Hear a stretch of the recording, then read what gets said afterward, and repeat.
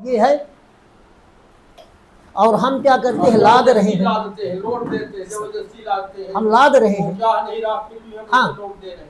Yes sir. तो sir मेरा प्रश्न ये है कि नॉर्मली आप ये जो पब्लिकेशंस हैं इनको लेकर आप का मत है कि जो एनसीईआरटी हैं वो सारी स्कूलों पर अप्लाई होनी चाहिए, बराबर है ना?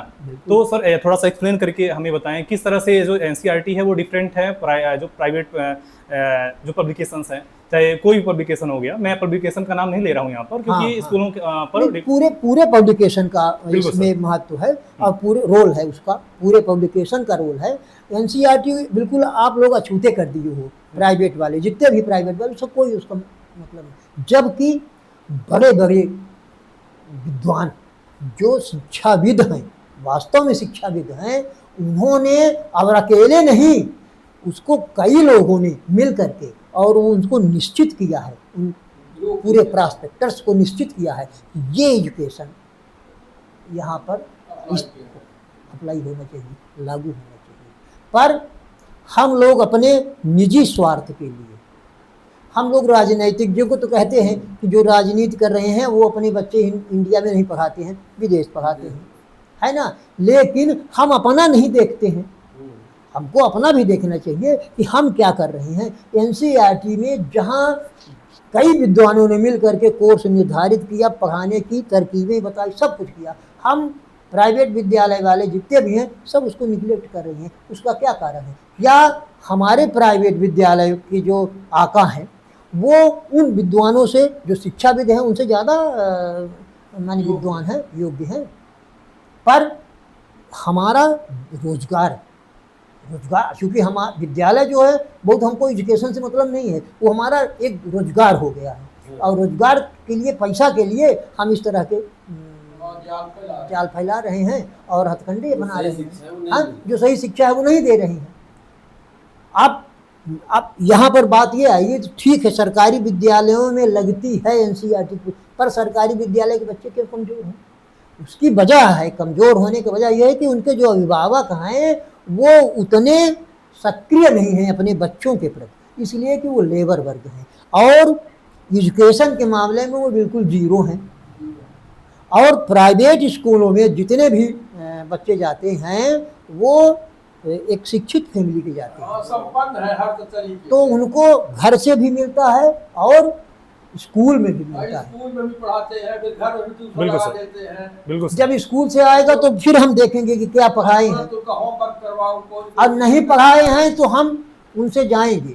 ट्यूशन जब लगा दिए हाँ, तो बोलेंगे कि भाई आज बच्चा हमारा गया तो आप नहीं, स्कूल से भी खाली था। वो पढ़ के आए, स्कूल का मतलब जब वर्क करवाना था, स्कूल की अलग फीस दे रहे हैं, हाँ, ट्यूशन की अलग फीस दे रहे हैं, हाँ, हम अलग से कोशिश कर रहे हैं, हाँ, 24 घंटे लड़के के पीछे ही बिजी हैं। सही जब बात तक स्कूल नहीं चले जाते तब तक घर के पूरे सदस्य उसी में बिजी हैं। हाँ, और बाकी जो शासकीय संस्था में जाने वाले लोग हैं, बच्चे हैं, हाँ, तो उनके प्रति ना अभिभावक का इंटरेस्ट है, ना ना बच्चे का स्कूल का इंटरेस्ट इंटरेस्ट है, ना बच्चे का इंटरेस्ट है। सारी स्कूल संस्थाएं खत्म हो गई इसी तौर तरीके में। हाँ, तो अब आज जो देखने में आ रहा है तो कोई सही सिस्टम नहीं काम कर रहा है, शासकीय सिस्टम में नहीं काम कर रहा है, बिल्कुल। इसलिए प्राइवेट जो है तो बढ़ रहा है और लूट मची है, लूट रहा है हर तरीके से, मतलब नष्ट भ्रष्ट है पूरी शिक्षा पद्धति। हाँ, तो इसमें सुधार होना चाहिए।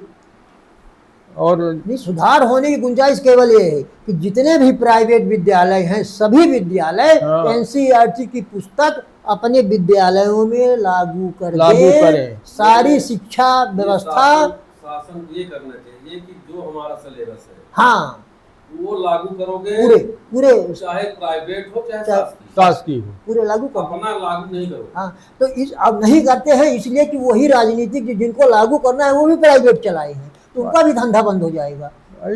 तो अपने अब कोई अपने नुकसान चाहता है, इस तरह कोई नहीं चाहता। आदेश जारी करके राजनीतिक लोग भी संस्थाओं से जुड़े हैं, प्राइवेट संस्थाओं से, बहुत सारे जितने हैं, कोई कॉलेज चला है, कोई स्कूल चला है, कोई आरएसएस की संस्था है, हाँ, कोई और प्राइवेट संस्थाएं हैं। इतिहास बदल दो।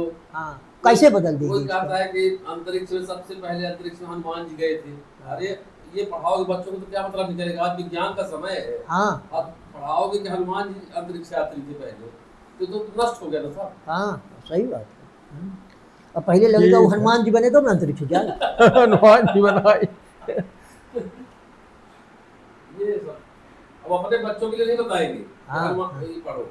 उनका तो विदेश भेज देंगे जब विदेश यहाँ से भेज कोनो देंगे। मतलब नहीं रहे। जब वो विदेशी जाते फिर उनके काम में आते नहीं, फिर उनका जब विदेश भेज दीन वो फिर विदेशी हो गए उनके काम में नहीं आ अरे कारण यही है कि गरीब गरीब से गरीब होता जा रहा है, अमीर हाँ। अमीर से अमीर होता जा रहा है। ये व्यवस्था और है। जो मीडियम क्लास है वही मीडियम क्लास है, और उनमें गरीब ही रह गए ना अमीर ही रह गया। अमीरे रह गए या दूसरा सगली व्यवस्था देश के वही के दम पर सबसे समस्या ठीक है समाज में हो गए कि बूढ़ जो घर में पड़े हैं बाप महतारी, तो उनका देखे बारे में लड़का यहाँ ही पतो यहाँ सब लड़का कोनो मतलब नहीं। लड़का विदेश चले गए, वो वृद्धाश्रम में चले गए। हाँ चले गए नहीं घरे हैं तो पता नहीं है कि पानी पावल है पावल- खाए के पावल है कि नहीं कि पावल कई रोज पहले मरे यहाँ पे लहास गंध ढाल रहा है। बहुत देर ऐसे भा है ऐसा- 3-3 रोज लहाज पड़ी रह गई। घटना घटी रही है, तो यह सब चल रहा है, यही एजुकेशन है। यह एजुकेशन है। सर मेरा एक और क्वेश्चन है, जैसा कि हमने देखा है कि अभी हमारी जो गवर्नमेंट स्कूल है उन पर भी मतलब एक ट्रस्ट टाइप का सत्य है कि वहाँ पर जो टीचर्स हैं, मैंने सर एक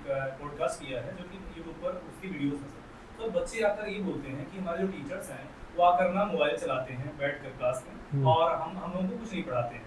तो सर मतलब ऐसा बच्चे बोल रहे हैं और इसका यहाँ पर हमारे जो टिकटॉक एजेंट में जो पॉडकास्ट है नहीं, यहाँ पर बिल्कुल आप सही कह रहे हैं। तो सर इसके बारे में मैं चाहता हूँ कि आप लोग 2 शब्द बोलें, क्योंकि आप हमसे ज्यादा अनुभवी और आपने इतना जिंदगी का जो अनुभव है वो आई थिंक मैं तो आपके सामने सुन नहीं हूँ।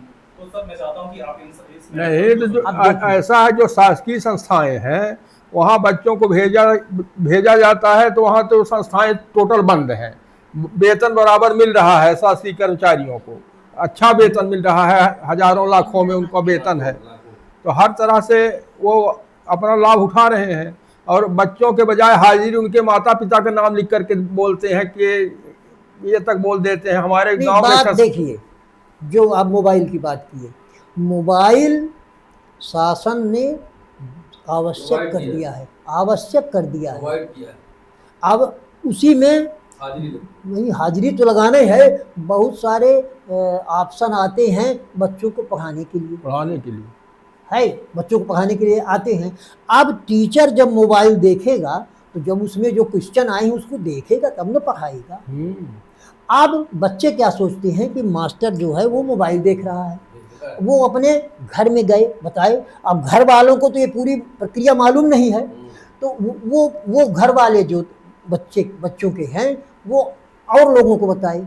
इस तरह से इसका एक प्रसार हो गया कि शिक्षक जो है वो स्कूल जाता है और मोबाइल देखता है। ये अरे बंद कर दो, शासन बंद कर दो मोबाइल, कौन शिक्षक जाएगा मोबाइल लेके। हम तो कहते हैं कि कुछ न कुछ अपने गीता रामायण भागवत इनका भी कुछ न कुछ ऐड किया जाए उसमें, कोर्स में बच्चों के लिए कुछ न कुछ अंश उसमें ऐड करना चाहिए। पूरी जिज्ञासा तो है अर्जुन की पूरी जिज्ञासा है भगवान कृष्ण का पूरा उसमें। देखिए प्राथमिक में है कुछ, जैसे कबीरदास जी के दोहे हैं, रहीमदास जी के, तो ठीक है नैतिक शिक्षा के लिए कुछ पाठ ऐसे हैं जिनके नहीं अब भी है जिनके माध्यम से, प्राइवेटों में तो नहीं है, प्राइवेटों में बिल्कुल नहीं है ये सब कुछ, लेकिन शासकीय में हिंदी में अब भी है। रहीमदास जी के दोहे हैं 1-2, तुलसीदास जी के दोहे हैं 1-2, कबीरदास जी के हैं, इस तरह के दोहे हैं। तो है क्या, ये हमको नैतिक शिक्षा के लिए ये उस टीचर की जिम्मेदारी बनती है कि वो तुलसी, अब एक दोहा दे दिया तो हम दोहे को पढ़ा के फुर्सत हो गई, हमारा ये मतलब नहीं है। उस दोहे के संबंध की जानकारी तो हम दें, किसने लिखा है, कैसे लिखा है, कौन है, उसके बारे में हम बच्चों को बताएं। और बताएं कि इन्होंने क्या क्या लिखा है, समाज के लिए इन्होंने क्या किया, राष्ट्र के लिए इन्होंने क्या किया। तुलसीदास जी ने समाज के लिए किया, राष्ट्र के लिए किया। अब आज चूंकि राजनीतिकरण हो गया रामचरितमानस का, तो जो उसके व्यवसायीकरण हो गया, सब कुछ हो गया। नहीं व्यवसायीकरण तो ठीक है, भगवान का नाम ले रहे हैं और आपके दरवाजे आपने बुलाया, भगवान का नाम ले, आपने जो दिया वो दे दिया, ठीक है, भगवान है, उस पे किसी न किसी माध्यम से किसी न किसी व्यवस्था है उनकी। पर बताइए यहाँ रामचरितमानस का पन्ने फाड़ दे रहे हैं, ये क्या है? ये जो नए युग में हम जो प्रवेश कर रहे हैं, क्या उसका मतलब यही है कि जब जो रामचरितमानस और रामायण फाड़ देगा वो कितना अपनी माँ बाप की सेवा करेगा, कितना अपनी राष्ट्र की सेवा करेगा, कितना अपनी समाज की सेवा करेगा। जो अपने घर का नहीं कर सकता है, जो अपने माता पिता का नहीं कर सकता है, वो अपने समाज और राष्ट्र के लिए क्या करेगा? भाई राम इसलिए चरित- हम भ्रष्ट हो रहे हैं, हमारा समाज भ्रष्ट हो रहा है, हमारा देश अनैतिक हो रहा है। सबसे बड़ी बाधा क्या है? हम हाँ, नैतिक शिक्षा को, नाती का ले आए। बुक में है तो ये सब अर्जुन अर्जुन कहानी। हाँ नहीं दिया है, पर अब चूंकि अभी इंग्लिश में है ये, तो ये किसका है, किसकी कहानी है? हैं? अर्जुन अर्जुन और अर्जुन द्रोणाचार्य की होगी, वही एकलव्य की। एकलव्य वाला कहानी होगी। हाँ नहीं, कहने का मतलब हमारा ये यही इस तरह की नैतिक शिक्षाएं जो हैं वो जब, तो हम क्या करें? अब एकलव्य को पढ़ा दिए, अर्जुन को पढ़ा दिए, बस इतनी फुर्सत हो गई। भाई उसका इसका उद्देश्य क्या है इसमें, है ना?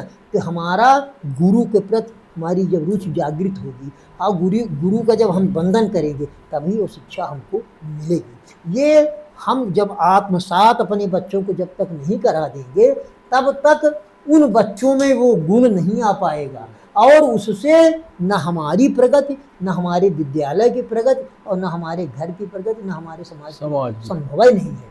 इसलिए हर, चाहे वो प्राइवेट हो चाहे सरकारी हो, नैतिक शिक्षा 40 मिनट का एक पीरियड होना चाहिए, और इस तरह की शिक्षाएं जब उसको दी जाएंगी, बालक के मन में, बच्चे बाल मन में जब इस तरह की बातें भर दी जाएंगी, ये हो जाना चाहिए कि हमें अपने- बाल मन में जब इस तरह की बातें भर दी जाएंगी तो वो फिर निकलेगी नहीं। भाई फिर उनको उसको और हम चाहे लाख कहें, लेकिन जो स्कूल का टीचर बता देगा, यदि 2 और 1 3 होता है, पर वो टीचर जो कह दिया कि 4 होता है, तो बच्चा कभी नहीं हमारी बात 2 1 3 मन में नहीं करेगा, वो कहेगा कि नहीं हमारे टीचर ने 4 ही उसके मन बताया। में घूमेगा। हाँ, नहीं, इस तरह होता है, माने विश्वास भाई बढ़ता है। घर के बालक, बच्चा जो है, स्कूल का बच्चा अपने टीचर के प्रति इतना विश्वास करता हाँ, है ना?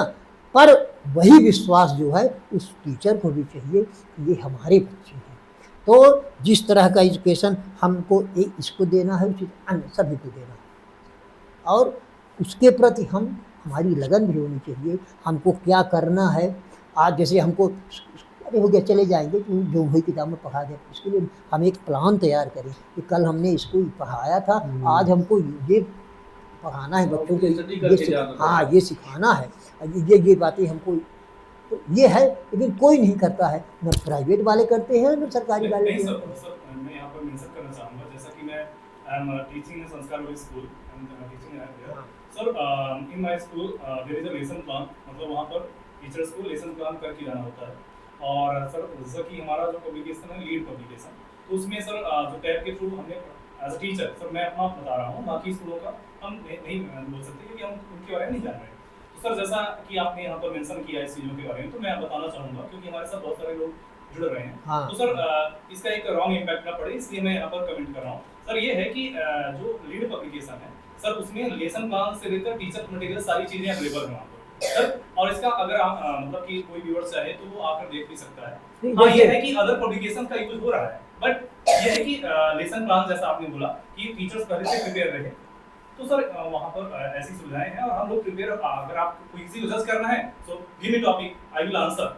अभी अगर आपको किसी टॉपिक पर बात करना है then I will answer. Sir हमारा ये जो इनिशिएटिव है शिक्षा को और बेहतर लेवल को ले जाने के लिए, चाहे वो कोई इंस्टीट्यूट हो, सर प्राइवेट सेक्टर को हो चाहे वो गवर्नमेंट स्कूल है, हमारा सर, काम मैं सभी के पास ये मैसेज बताना चाहता हूँ कि परिवर्तन हो, और जो नेशनल एजुकेशन पॉलिसी हो या नेशनल करिकुलम फोरम एनसीएफ, ये इन चीजों का जो अप्लाई हुआ है गवर्नमेंट ने किया है। सर अभी भी मेरा क्वेश्चन ये है कि एनईपी लागू हुआ सर, तो उसमें जीडीपी का 3% खर्च हो रहा है, प्रॉमिस किया गया था कि 6% जीडीपी का खर्च किया जाएगा। सर मेरा प्रश्न ये है कि ये कब होगा सर, जब तक ये गवर्नमेंट जो हमारी है अगर उसको 6% अगर उन्होंने प्रॉमिस किया है कि एनईपी में खर्च करेंगे, यानी सर ये बताइए 100 रुपए में से अगर 6 रुपए खर्च करने का प्रॉमिस किया गया है तो 3 रुपए क्यों खर्च किया जाएगा।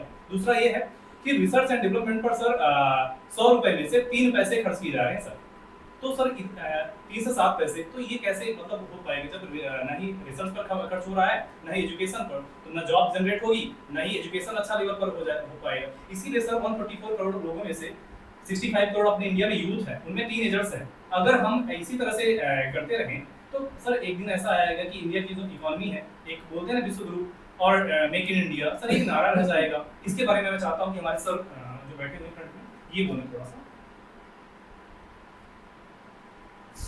देखिए ऐसा है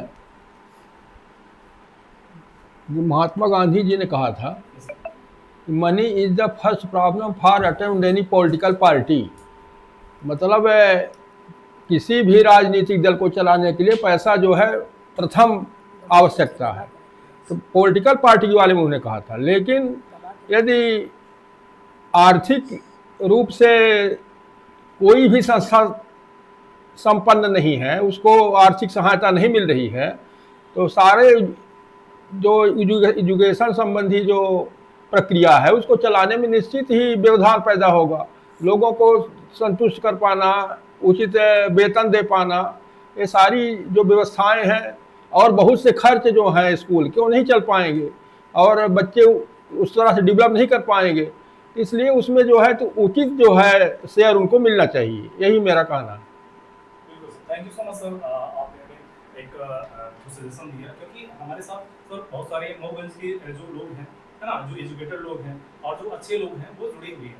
तो सर हम चाहते हैं कि उनका ये पॉजिटिव मैसेज आएगा। और सर परिवर्तन तभी आता है जब समाज का एक बड़ा तबका एक साथ आता है ना, कुछ परिवर्तन की डिमांड करता है सर। परिवर्तन तभी, क्योंकि गांधी इसीलिए थे क्योंकि उनके साथ पूरा देश खड़ा था, है ना।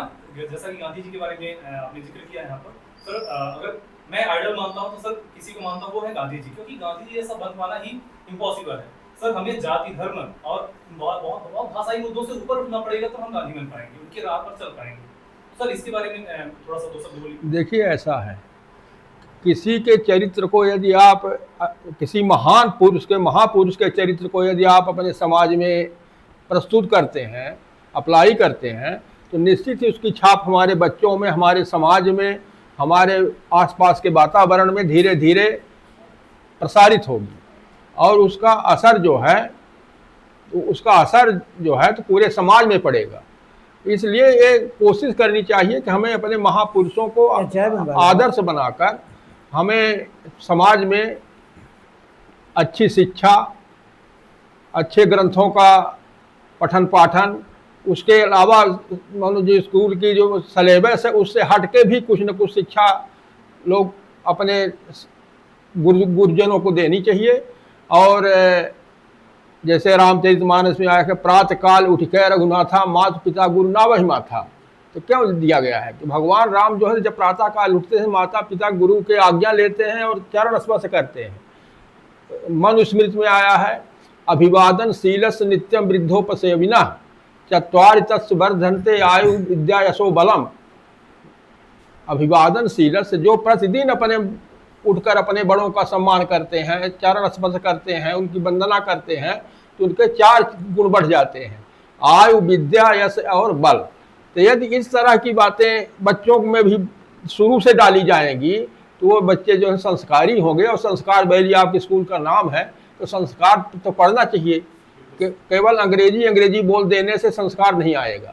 कुछ अपनी भाषा जो है तो बघेली है, बघेलखंड की भाषा है, यहाँ हम लोग बघेली बोलते हैं, और खड़ी हिंदी है, तो कुछ हिंदी का भी प्रयोग किया जाना चाहिए। इसलिए कि हर चीज़ में अंग्रेजी सोते हैं, न बच्चे के समझ में आ रहा है। यहाँ वहाँ से स्कूल से लेकर जो कुछ आपने होमवर्क दिया उसके बारे में न अभिभावक को जानकारी है, अब उसके लिए अलग से ट्यूशन लगाना पड़ रहा है।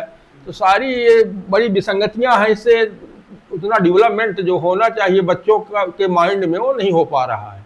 इसलिए थोड़ा सा अपना, आपका कहना ये है कि जो वर्ल्ड लैंग्वेज है इंग्लिश, इसको तो साथ में रखना ही है, लेकिन हमारी जो लोकल लैंग्वेज है और जो हमारी मातृभाषा हिंदी है इसको भी साथ में लेकर, हाँ, साथ में लेकर चलना। संस्कृति जो है लोग। और सर जैसा कि हम चाहते हैं कि हमारे जो सर बैठे हुए हैं, मैं आपसे भी कुछ क्वेश्चन करना चाहता हूँ, तो प्लीज। ज़्यादा नहीं बता पाएंगे। नहीं करिए ना, करिए।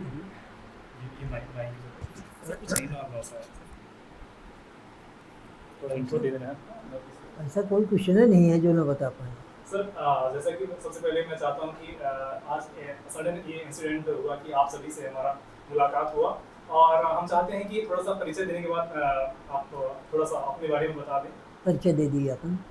मेरा नाम शिवराज बहादुर सिंह बघेल, ग्राम मझियार, पोस्ट पन्नी, तहसील मऊगंज, जिला मऊगंज है। सर थोड़ा सा जैसे ऑक्यूपेशन में जो भी आप वर्क करते हैं उसके बारे में बता दीजिए। हम रिटायरमेंट हैं जल संसाधन विभाग से। हाँ sir, that's great, really lucky कि आपसे आज हमारी बातें हो रही हैं।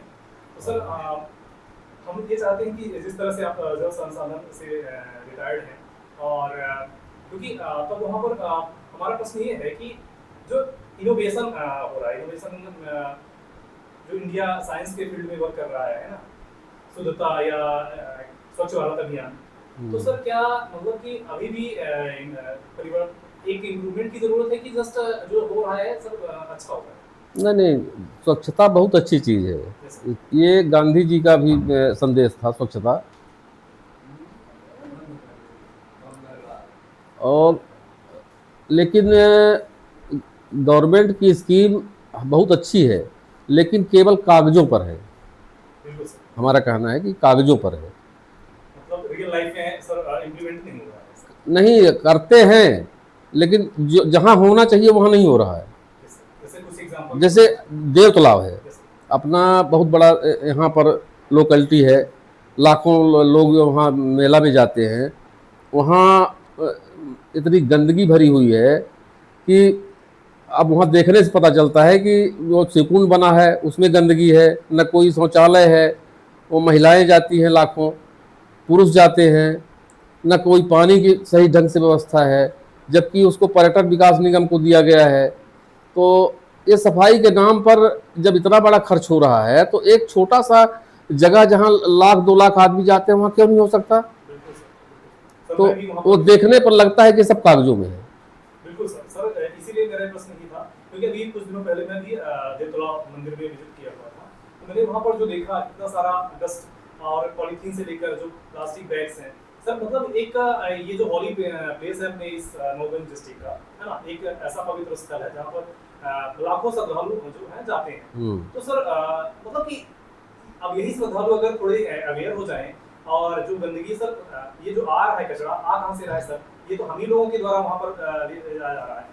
अगर हम थोड़ी सी अवेयर हो गए और थोड़ा सा गवर्नमेंट ने भी सपोर्ट कर दिया तो सर हम अपने जो सर अगर देखें तो हम इंदौर जो है सबसे साफ सिटी अपने इस इंडिया का है, और वो हमेशा आता है सर फर्स्ट रैंक पर। उसके पीछे रीजन भी है सर, वहाँ के जो लोग हैं वो खुद इसके लिए जिम्मेदार हैं सर।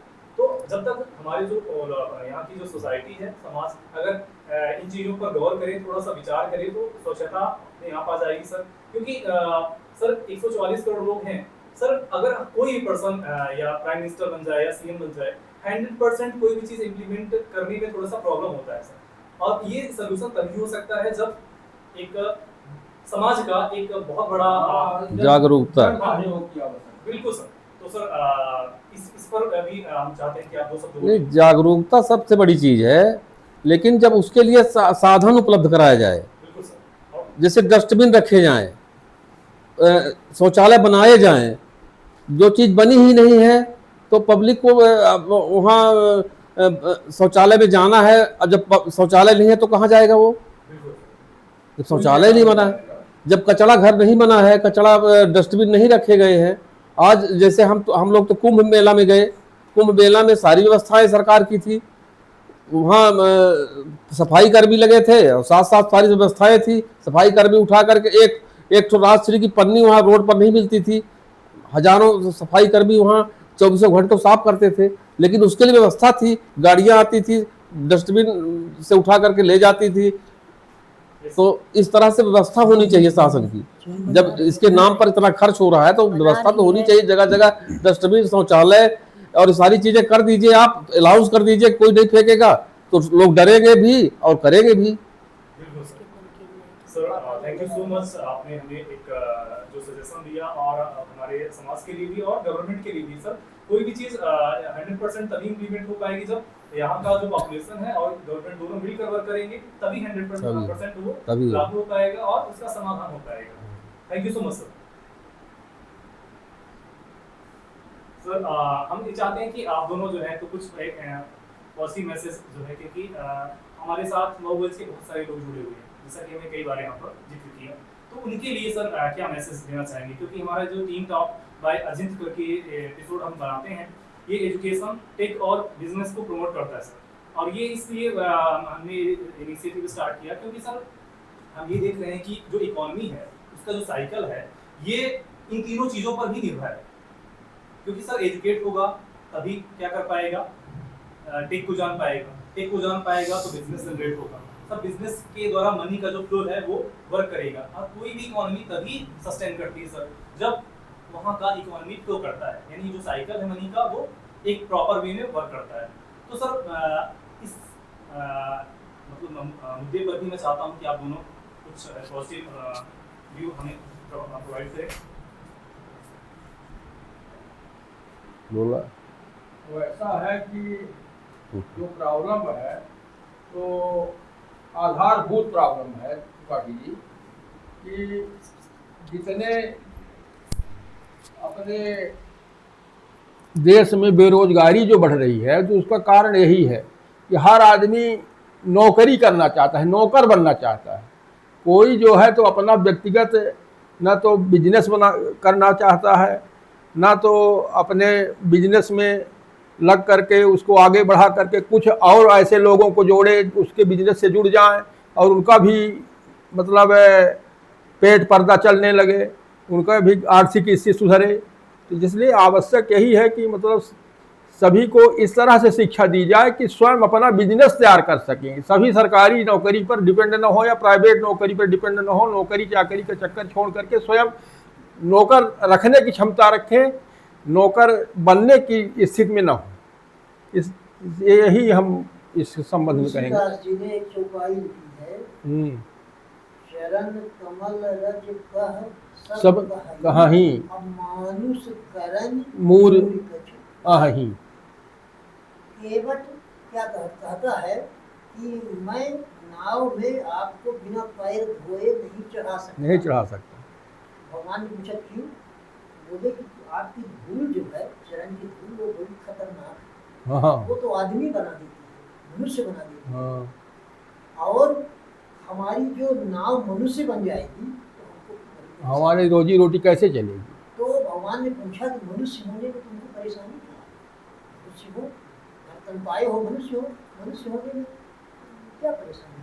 तो कहीं वो कहता है कि मनुष्य होने में बहुत परेशानी है, बड़ी झंझट हो जाती है, बड़ी परेशानी हो जाती है, और इन परेशानियों से मैं दूर रहना चाहता हूँ। इसलिए मैं आपका जो चरण का धूल है वो धूलूंगा।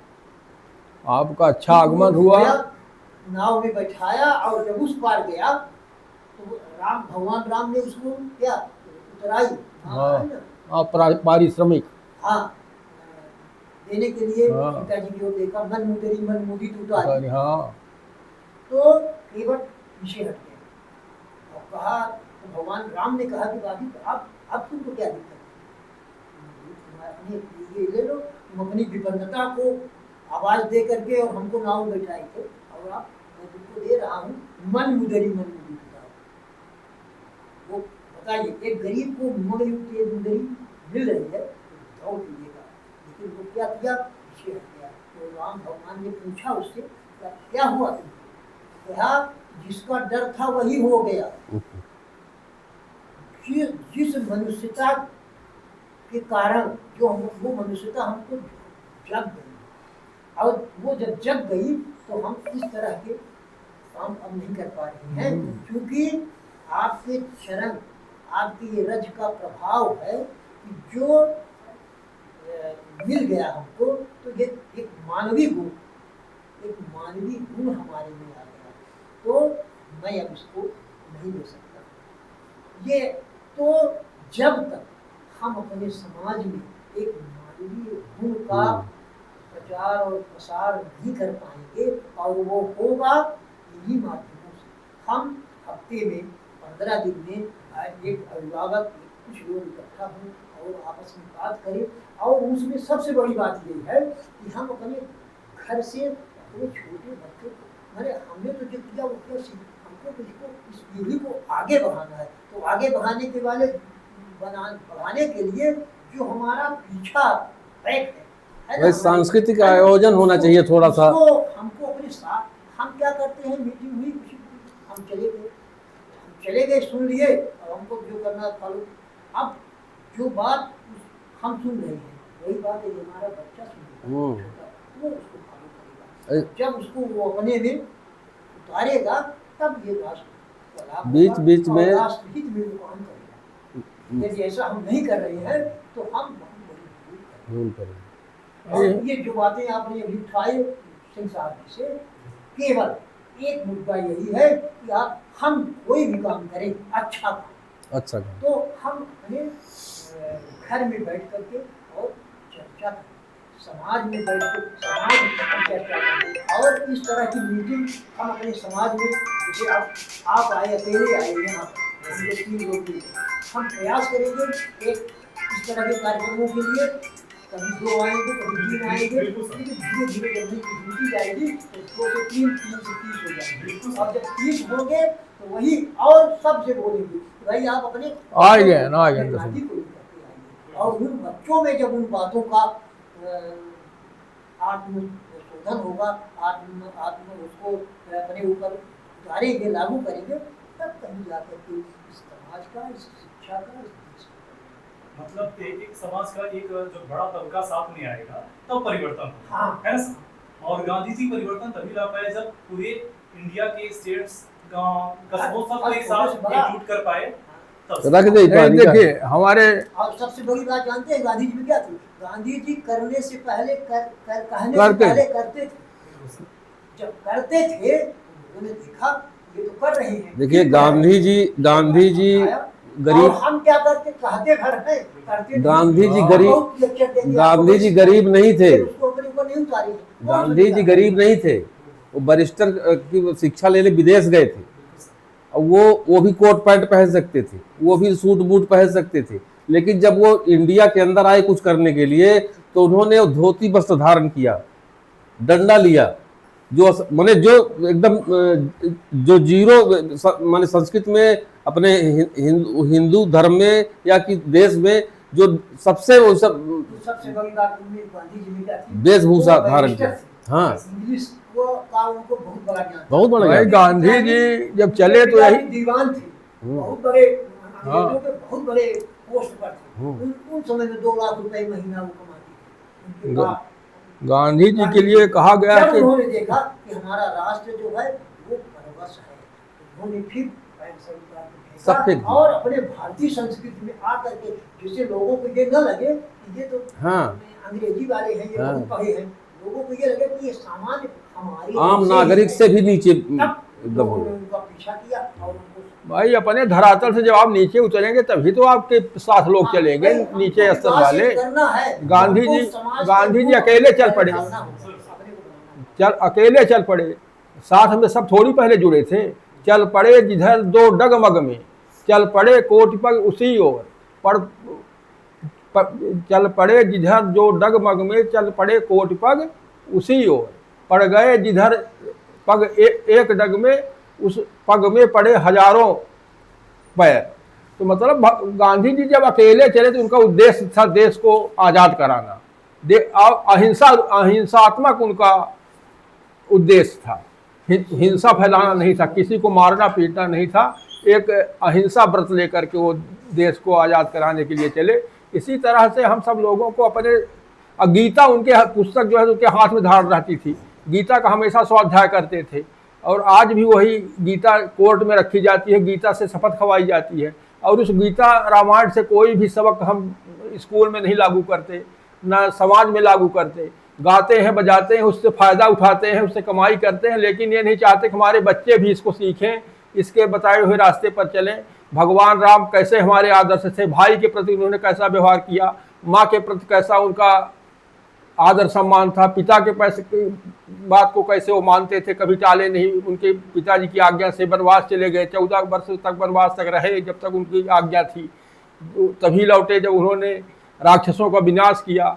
उसमें आया है कि असुर मार थापह सुरन, राखह निज सुर सेतु, जग विस्तारह विशद जस राम जन्म कर हेतु, सोई जस गाय भगत भवतरही, कृपा सिंधु जनहित तन धरे। तो जनहित की बात आई है। संसार में भगवान जब आते हैं तो संसार का लोक कल्याण करने के लिए आते हैं।